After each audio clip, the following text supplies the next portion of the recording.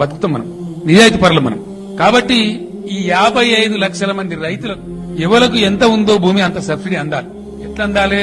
నేనేం చేస్తా అంటే ప్రతి సంవత్సరం మే నెలలో, ఏది చినుకువాడక ముందు, రైతుకే డైరెక్ట్ డబ్బు పంపిస్తా బ్యాంక్ ఖాతాలో. మళ్ళా మీరు దఫ్తర్ల చుట్టూ, వాన్ చుట్టూ, పైరవకారుల చుట్టూ తిరిగాక ఆఫీస్కి పోతే బట్టి అయితే అదే అవుతుంది. మళ్ళా మొదలయ్య ఆ బాధ ఉండద్దంటే మీరు నాకు సాయం చేస్తే ఆ బాధ పోతుంది. ఇంత ఉన్నోళ్ళం మనం రైతులం, మనం సహాయపడితే ఎవరికి సాయం అవుతుంది? మన అన్నదమ్ములకే అవుతుంది, మనోళ్ళకే అవుతుంది. మనం రైతు కులం.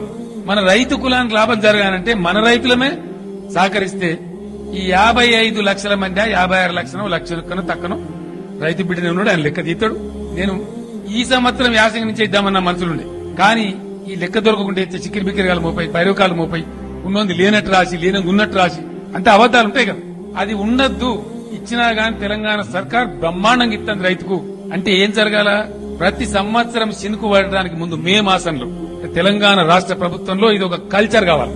మే నెలలో ఈ 55,000 మందికి ఎవరికి ఎంత భూమి ఉన్నదో ఎకరకు 4,000 కాడికి అలా పోస్ట్ పడితే మీ బ్యాంకులో జమ అయిపోతుంది.